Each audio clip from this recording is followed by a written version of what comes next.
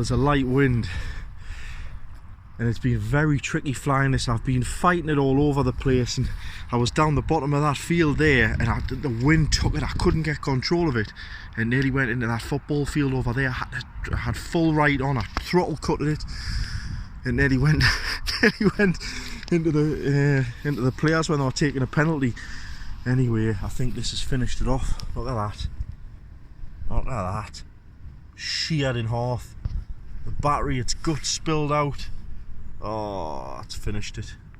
I don't think any amount of foam tack's gonna fix this time. Oh, could be the last flight. It was so tricky this in the wind, because it just floats. You know, it was just constantly lifting, you're fighting it down, and it's pulling right, you're pulling left. It was so violently moving, and there was only a light breeze. This is the thing with this, the Super Cub S. The really float, the wind just gets right under it. I've waited till the wind's dropped. There's only just a light breeze, but as soon as it lifts up in the sky and you get above that tree line there, the wind just violently takes it. I mean, when I was banking left and the wind got behind, it was swinging so fast. It's never flown so fast. And my God, I just couldn't. I had no rudder authority at all. I was just pressing full on the rudder. It was doing nothing. And I was laughing at myself, thinking, this is good. This is going to learn you to fly in difficult conditions. I don't want to turn it over. But as I say, I was right down the bottom of there, 2 football fields length, and it just started. It was just above that goal, and it was just, I couldn't pull it against the wind. I was trying to pull it, and it wouldn't turn left. I thought, I'd throttle cut it now. It's going to go. You're going to lose a connection on the receiver, and it's going to go diving down into them guys playing football. So I throttle cut, put full right rudder, and it just fell from the sky. And then as it was falling, I managed to get some power back on, so I didn't just nose dive it into the ground. But oh geez, let's have a look. Oh, where to start? That's it. If you ever find a dead animal on the road side, you don't want to turn it over because of the carnage. Oh no. Oh no. Oh, well, there you have it. Absolute annihilation. I mean, it was already getting a bit of a weak spot in here, and this was hanging out. I mean, oh jeez, absolute devastation. Absolute devastation. Never mind. Well, that's forced me hand. I'm gonna have to go now to the to me next plane, which is a Brewster Buffalo with ailerons, which I've never flown a plane with ailerons before. But that's forced me hand, because I'm not buying another one of these. That was just to learn with. You never know, you know, it might be fixable. You know, sometimes it just takes a little bit glue and a little bit patience, and it could. Oh, I can't see that getting back together, because this happened at the tail as well. It happened just here. You see this seam here, and the whole fuselage snapped at the back.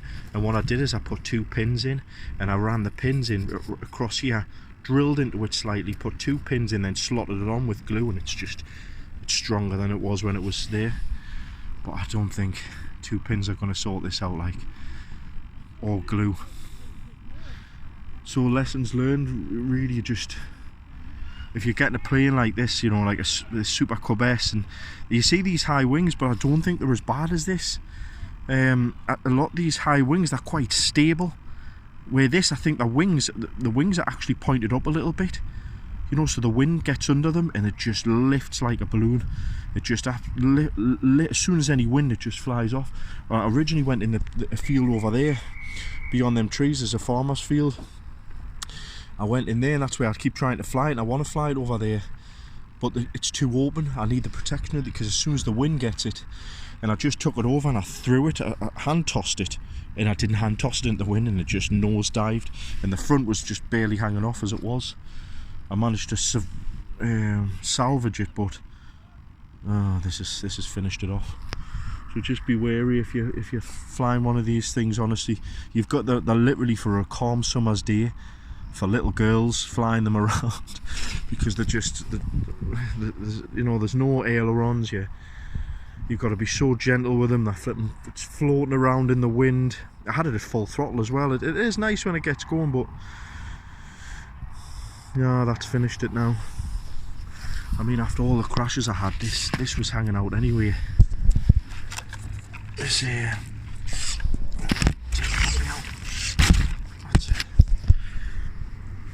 This fuselage here was hanging out anyway. When it was at the front, it was just hanging out the front compartment slightly because the amount of crashes I've had with it. And as I seen it was flying around there in the sky, I could see it. It was actually, the compartment was open. It was just hanging loose, which it does anyway. I don't think anything of it. I just crack on.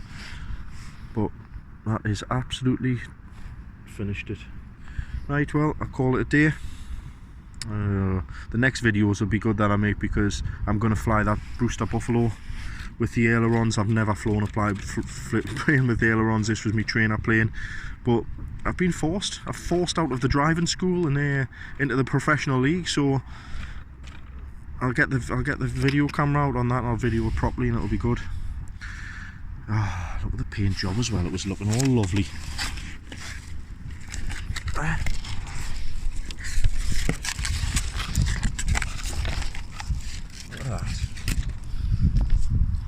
It's looking great, wasn't it? The military stickers and the navy stripes. Yeah.